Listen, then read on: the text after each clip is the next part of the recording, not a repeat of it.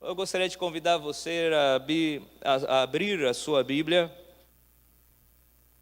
em Lucas, capítulo 10. Lucas, capítulo 10.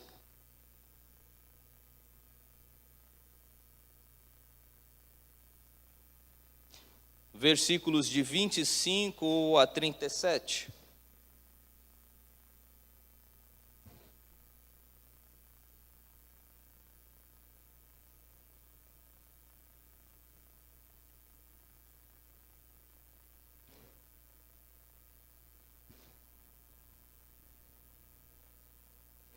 Lucas 10, de 25 a 37.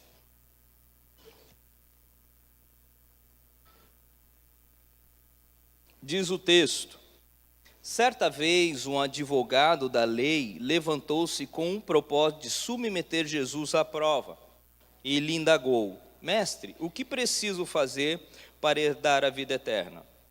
Ao que Jesus lhe propôs: o que está escrito na lei? Como tu a interpretas?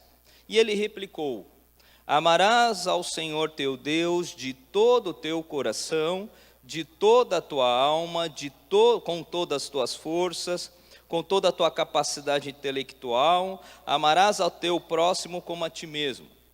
Nesse versículo, na verdade, nessa resposta, ele cita dois textos. Ele cita o Shema de Israel, que era uma maneira, um texto que Moisés ensinou ao povo. Então, em todas as cerimônias, eles citam o Shema, que vai falar essa questão do amor a Deus. Deuteronômio, capítulo 6. Quando fala, amarás ao teu próximo, ele já está citando Levítico, capítulo 19, versículo 18, ok? E aí ele está falando daquele, quem é o próximo do judeu, que seriam os seus patrícios, o pessoal que faz parte do seu próprio povo. E continua: então Jesus lhe afirmou: respondeste corretamente, faze isto e viverás. Ele, no entanto, insistindo em justificar-se, questionou a Jesus: mas quem é o meu próximo? Diante do que Jesus lhe respondeu assim: certo homem descia de Jerusalém para Jericó, quando veio cair nas mãos de alguns assaltantes, os quais, depois de lhe roubarem tudo e espancarem, fugiram e, abandonando-o quase morto. Coincidentemente, descia um sacerdote pela mesma estrada. Assim que viu o homem, passou pelo outro lado. Do mesmo modo agiu um levita. Quando chegou ao lugar, observando aquele homem, passou de largo. Mas um samaritano, estando de viagem, chegou onde se encontrava o homem, e assim que o viu, teve misericórdia dele. Então aproximou-se, enfaixou-lhe as feridas, derramando nelas vinho e óleo. Em seguida colocou-o sobre o seu próprio animal, levou-o para uma hospedaria e cuidou dele. No dia seguinte deu 2 denários ao hospedeiro, que lhe recomendou: cuida deste homem, e se alguma despesa tiver a mais, eu reembolsarei a ti quando voltar. Qual destes 3 te parece ter sido o próximo do homem que caiu nas mãos dos assaltantes? Declarou-lhe o advogado da lei: o que teve misericórdia para com ele. Ao que Jesus lhe exortou: vai e procede tu da mesma maneira. Para aqueles que estiveram no domingo passado, o pastor Márcio ele usou a palavra misericórdia muitas vezes, ok? Inclusive explicando que nós somos o que, gente? Ficou claro isso? Que todos são miseráveis, né? Aquela palavra, quando o cego pede para Jesus: tem misericórdia de mim, ela é uma derivação dessa palavra aqui. Qual é a diferença dessa palavra para aquela?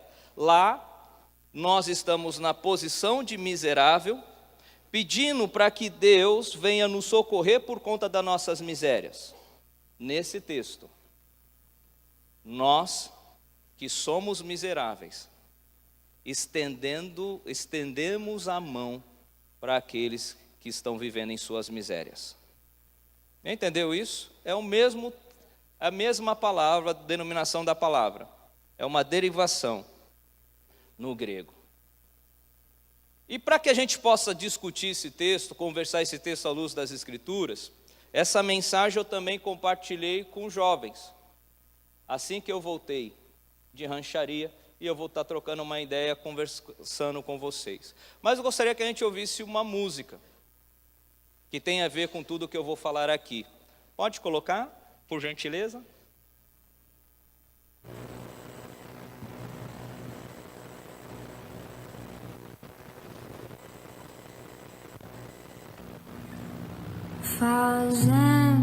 Presta atenção na letra da música. Para nós mesmos, eventos para nós mesmos, estocamos um maná para nós, oramos por nós e pelos nossos, o reino virou negócio, o dízimo importa mais do que os corações. Enquanto ele tá querendo quem nós nem pensamos ou nos preocupamos, oramos errado há séculos, dias, horas e anos, nos afastamos. Há um evangelho de fariseus, cada um escolhe os seus e se inflama na moral do sistema. Enquanto isso no Marajó, o João desapareceu, esperando os ceifeiros da grande seara. A Amazônia queima.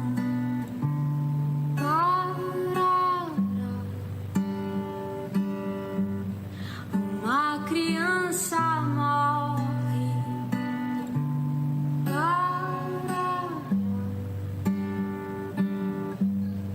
Os animais se vão.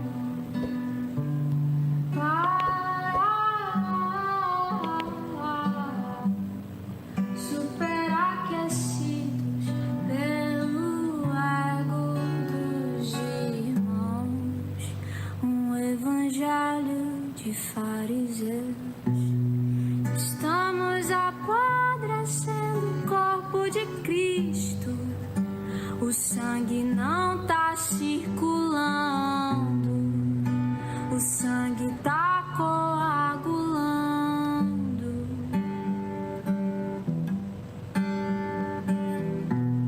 Estamos no ápice da nova era e a falsa noiva se rebela contra o noivo que espera ver um caráter cristão.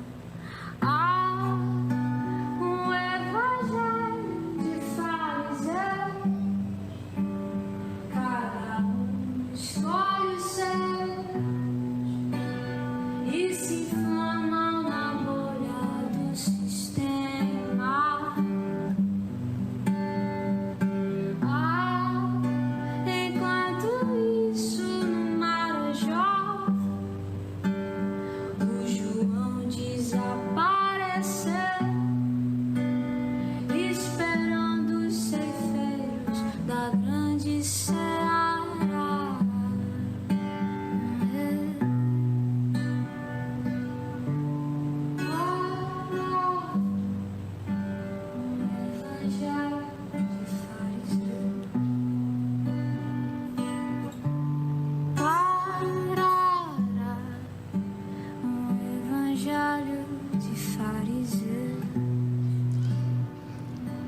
Quando você começa a ouvir essa música, ela vai falar do evangelho de fariseus. É uma música que parece que tem mexido bastante, tem gerado bastante polêmica. Alguns vão atribuir ela uma conotação política. Eu estou nem aí para isso.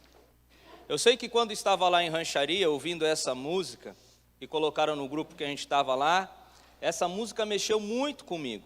Porque ela começa a falar, e a Amy dá a impressão que a gente começa a procurar, saber quem ela é. Ela mora num lugar muito simples, muito pobre. Ela, inclusive, faz a limpeza da igreja, é ministra de louvor para uma congregação mais ou menos de 15 pessoas. E ela faz uma denúncia de uma realidade que ela está vivendo, que ela está observando. E eu gostaria de perguntar para você, será que nós hoje também não somos uma igreja composta de fariseus? Quando a gente, para poder pensar sobre esse tema, sobre ser fariseu, eu preciso entender quem era um fariseu no tempo de Jesus, né? Para você que não veio na IBM, eu fazendo a propaganda aqui, hoje a gente falou sobre os grupos religiosos no Novo Testamento. Os fariseus, eles começaram, quando eles foram instituídos para o povo de Israel, era um povo, ele tinha uma função. Qual era a função? Ensinar a palavra de Deus e corrigir o povo para não cometer os mesmos erros, para que eles não viessem sofrer o mesmo sofrimento que seus pais sofreram quando estavam no cativeiro babilônico. Então, quando cria os fariseus, é para manter a pureza, para não deixar eles se contaminarem, para eles viverem para Deus. Mas se passa-se quase 400 anos, 300 anos, chega no período de Jesus, esses fariseus que deveriam cuidar de ensinar a palavra de Deus, ensinando o povo a amar a Deus, obedecer a Deus e a não se contaminar com as coisas do mundo, agora eles só têm o discurso. Eles só têm o conhecimento a respeito de quem Deus é e da sua lei. Mas há um agravante, algo muito ruim. Eles não vivem aquilo que eles ensinam, mas exigem do outro uma postura. Cobram do povo viver algo que eles mesmos não estão vivendo.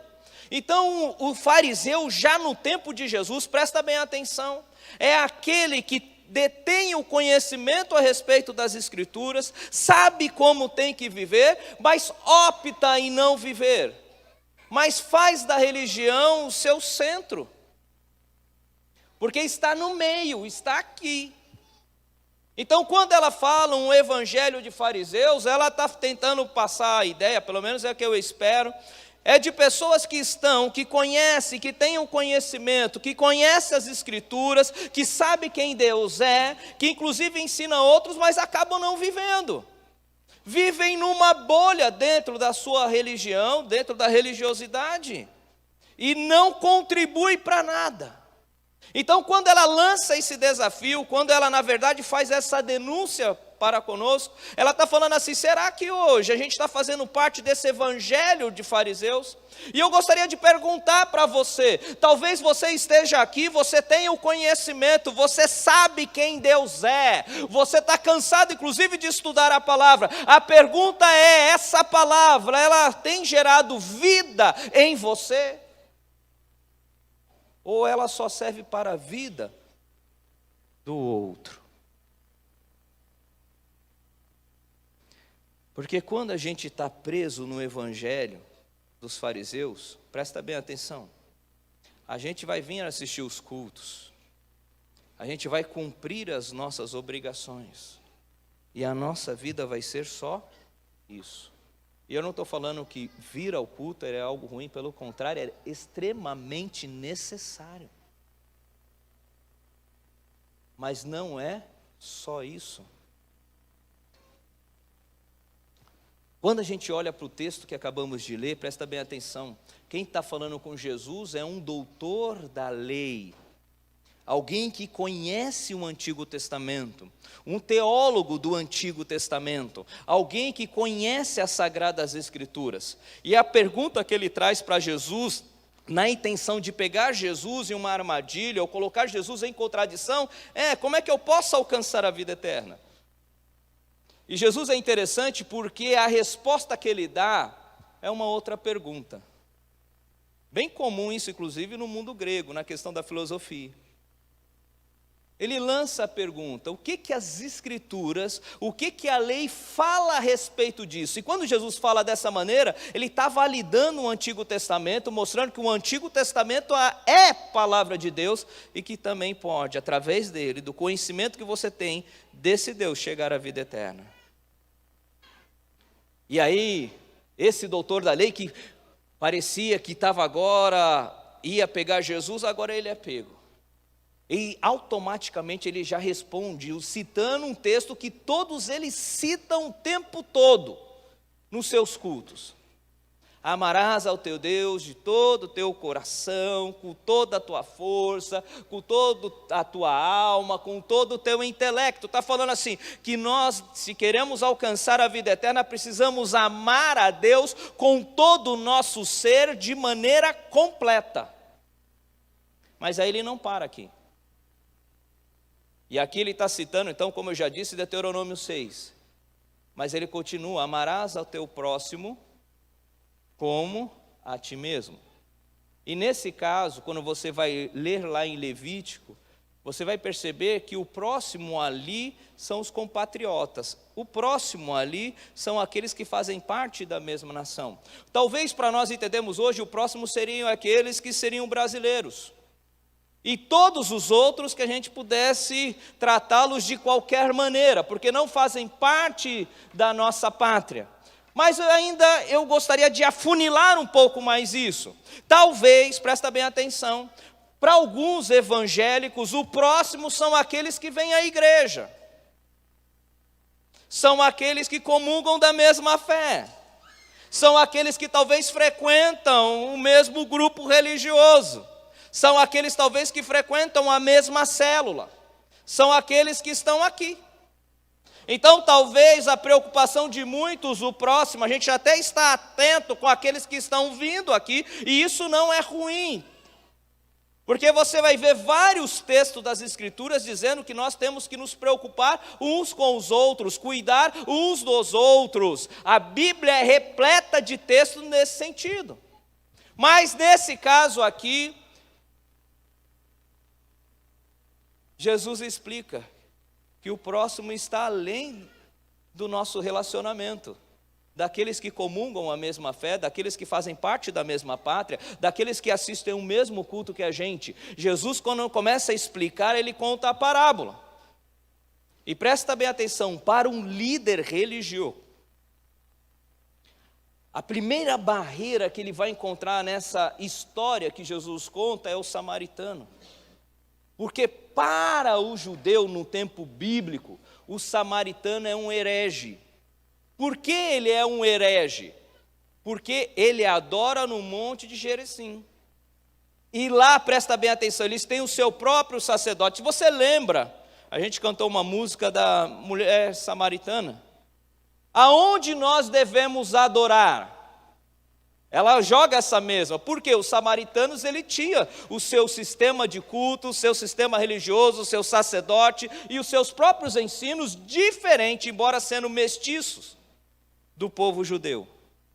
Então, falar de um samaritano para alguém de fora, presta bem atenção, para alguém religioso, era você falar da pior pessoa, ou pegar a pior pessoa como exemplo.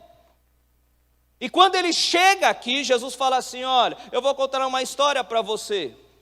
Há um homem, e aí ele está falando que está entre Jerusalém e Jericó, e é interessante, porque aí se você vai ver de maneira geográfica, Jerusalém ele vai ficar 400 quilômetros, presta bem atenção, 400 metros acima do nível do mar. Jericó, mais ou menos 200 metros abaixo do nível do mar.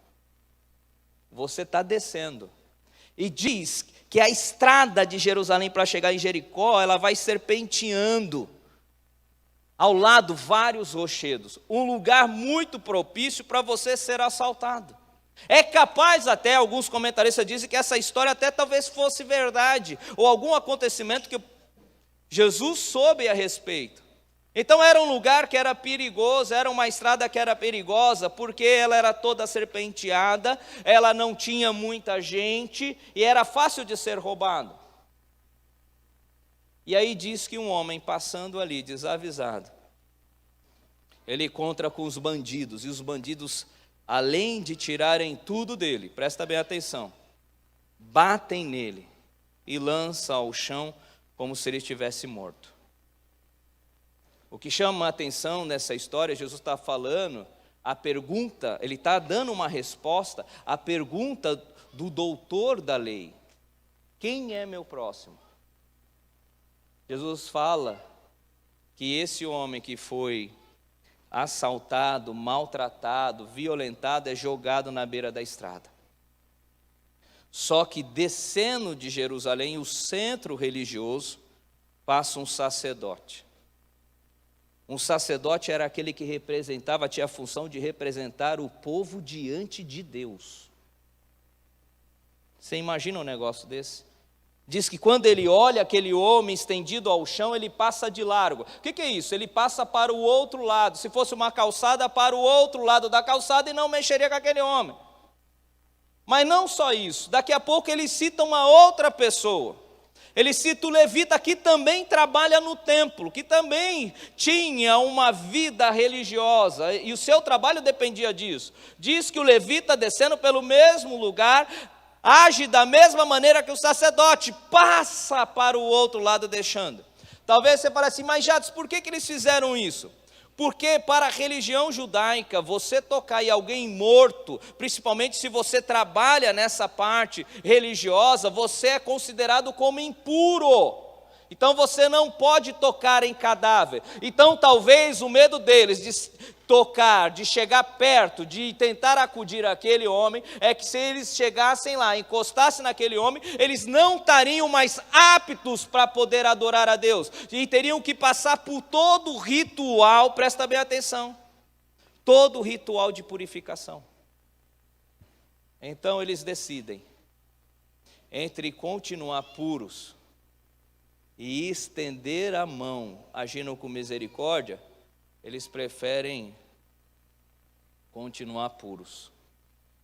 E eu não estou falando que para que a gente possa estender, a gente precisa abrir mão dos valores, daquilo que Deus nos ensinou na sua palavra.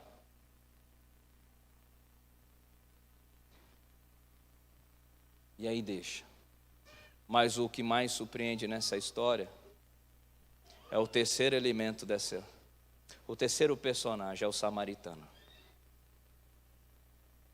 Aquele que para o judeu não poderia esperar nada de melhor, que você poderia esperar tudo de pior. Aquele que você nem mencionaria, você não poderia. Se ele tomasse água no seu próprio copo, você não poderia tomar água, porque ele era considerado impuro. É esse homem que, passando por ali, ele para. Não só para, ele acude, ele vai ver o que está acontecendo. Não só isso, ele começa a tratar, ele começa a cuidar. E aí ele dá todos os cuidados, inclusive nas feridas do homem. Ele coloca tudo o que precisa e leva o homem para a hospedaria. E diz que ele dá 2 dias de trabalho para a hospedagem, que dava mais ou menos, dependendo do comentário, quase 2 meses de hospedagem numa hospedaria. E ainda assume a responsabilidade para si, porque ele não só cuida, deixa num lugar seguro e fala assim: qualquer despesa que tiver a mais, ponha na minha conta. E Jesus aí faz uma outra pergunta: quem foi o próximo daquele que estava necessitado? Mudou. Já não era mais alguém que está indo servir o outro, mas é aquele que está cuidando do outro, que se torna o seu próximo. A Noemi, e a gente não combinou, porque eu nem sabia que ela ia fazer essa parte.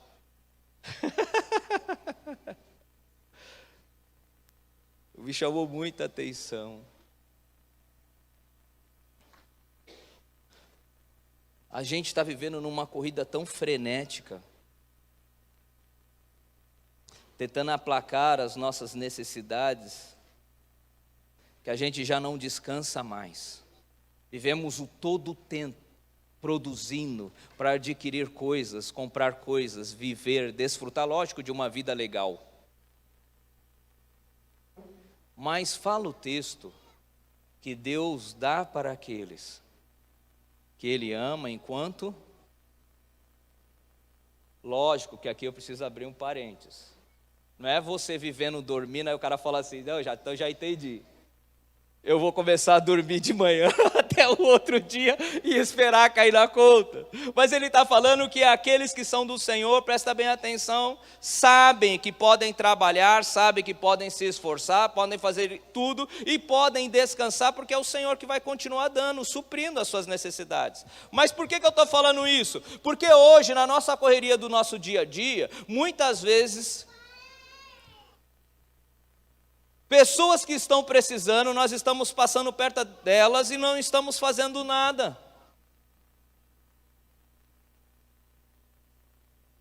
Não fazemos nada, não ajudamos.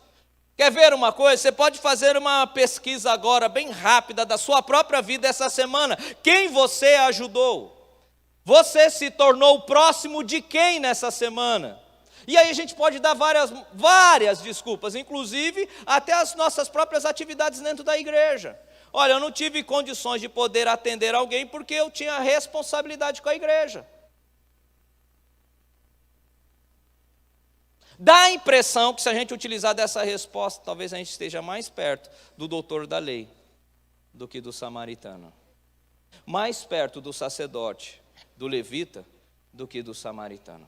Então a pergunta que eu faço para você é: quem você ajudou?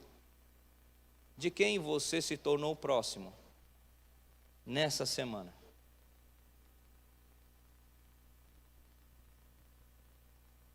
Porque se a resposta for 0, talvez a gente possa estar se tornando um fariseu que sabe do que tem que fazer, mas não faz.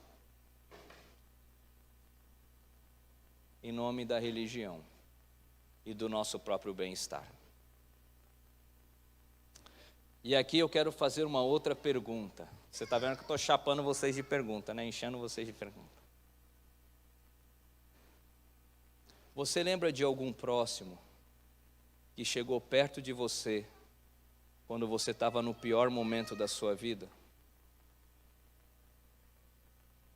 Eu quero que você tente trazer à sua memória alguém que teve que sair do seu lugar, sair do seu conforto, abrir mão da sua agenda para poder te estender a mão.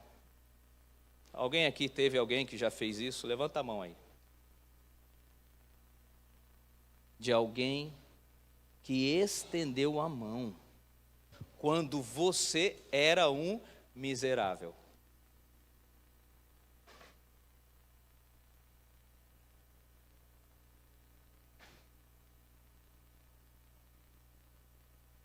Pergunto para você novamente: foi importante?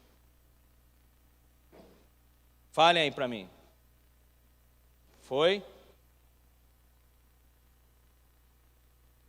Foi muito importante. Nessa condição, nós somos aqueles que foram assaltados e foram largados ao chão. Alguém que pôde olhar para nós e nos estendeu a mão para poder nos tirar de lá. Arcou todas as despesas para que a gente pudesse mudar. Nos colocou num lugar seguro para que a gente pudesse ser curado e transformado. Nessa condição do assaltante, eu lembro da mensagem do Márcio, quando a gente chega para Deus e fala: filho de Davi, tem misericórdia, é a função daquele que foi assaltado. E Deus levantando pessoas para nos estender a mão. Então, nesse primeiro momento, eu gostaria que você agora, rapidinho, fechasse os seus olhos e agradecesse por esses que te estenderam a mão.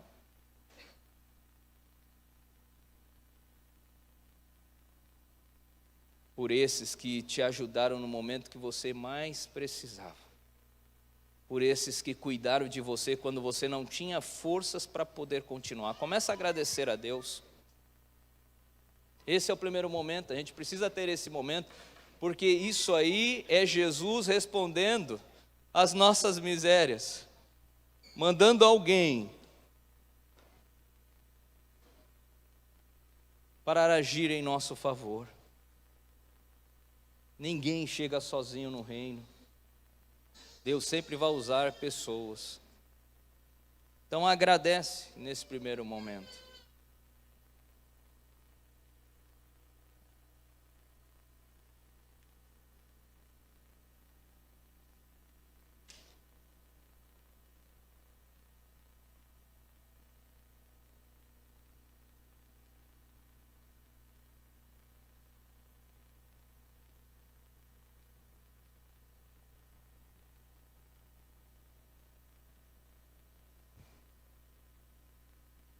Você lembrou? Gostaria de perguntar para você o que você sentiu. Falem para mim.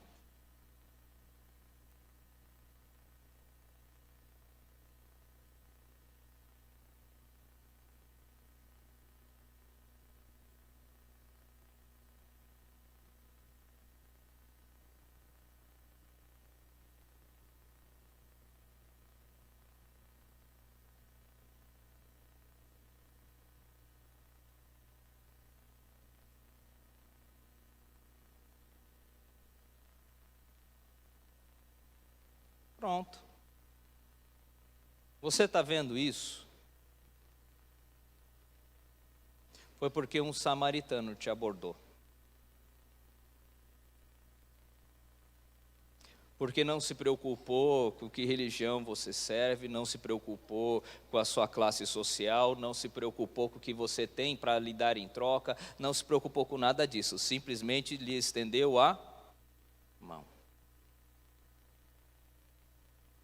Mas a pergunta do doutor da lei é: quem é o meu próximo?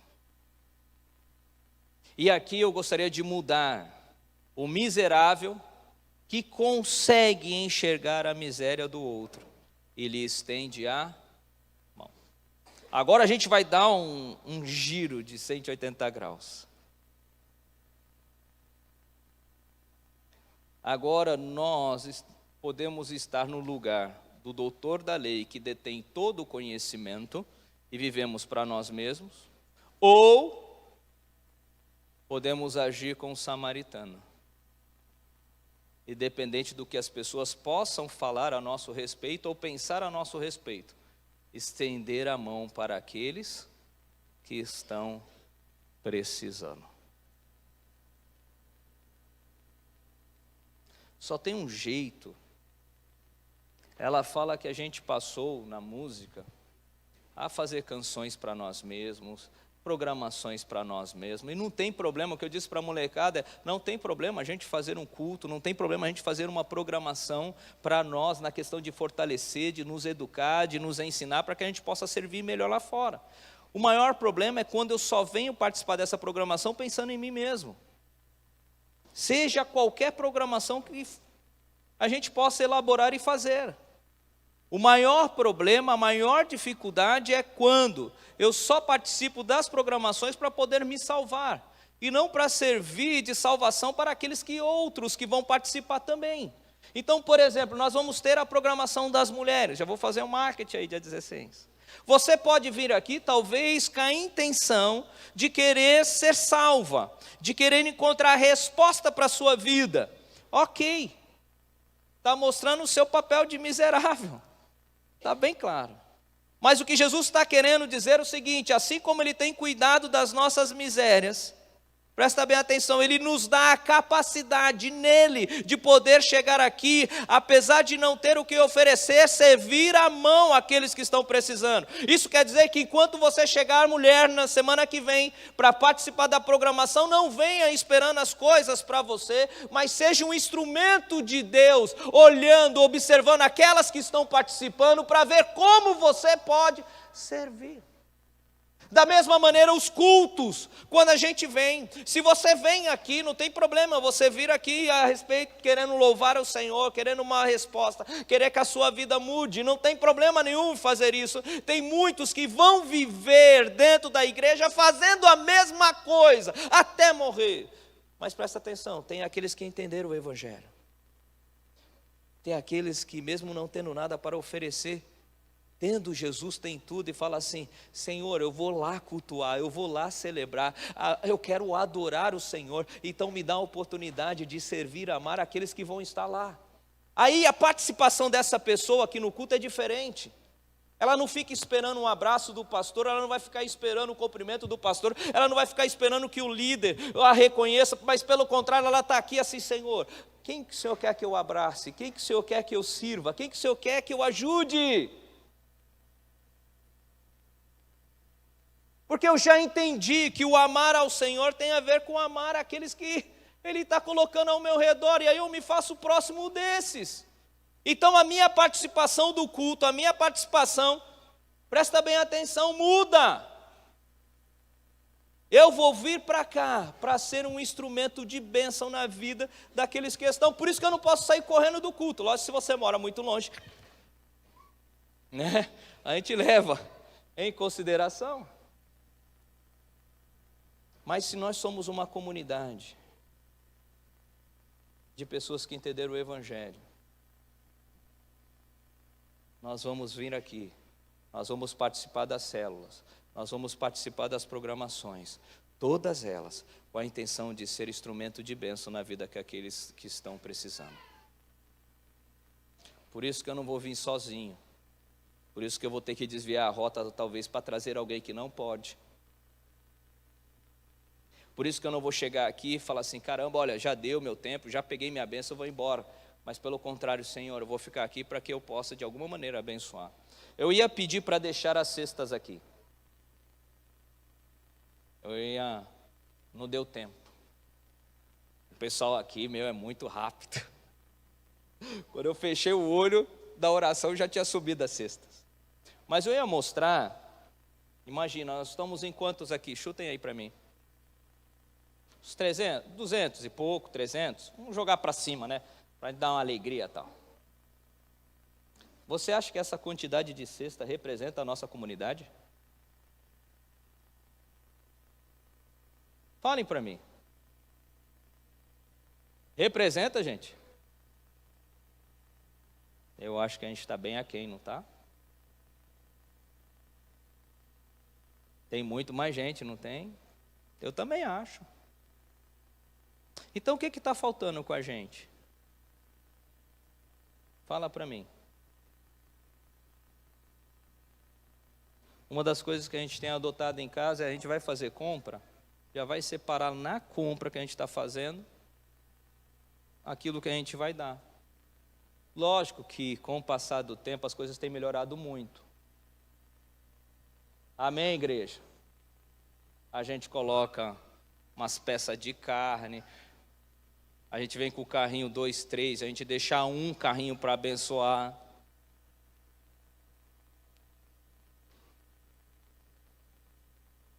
Parece que as coisas estão melhorando.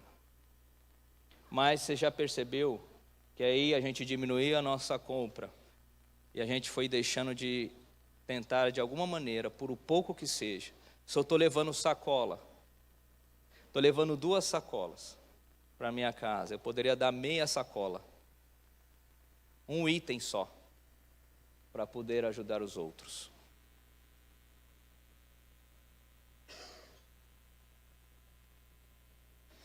Quando eu conversando com jovens aqui, a gente começou a falar de tantas coisas, de tantas áreas que a nossa igreja está envolvida. A gente tem a ONG Alfa e Ômega, trabalha com crianças carentes lá no Jockey. Doar do seu tempo servindo. A gente tem a MPC aqui, que vai nas escolas, vai nos abrigos, e podem servir. A gente tem a Revuc, o pessoal de lá. A gente tem a Cristolândia feminina.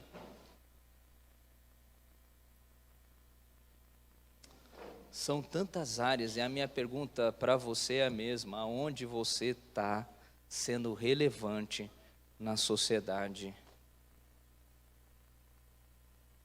Talvez a resposta de alguns é assim: Jadson, na verdade eu assisto o culto porque eu tenho trabalhado muito, estudado bastante. Ah, você não sabe como é que é a minha família, Jadson, tem uma demanda.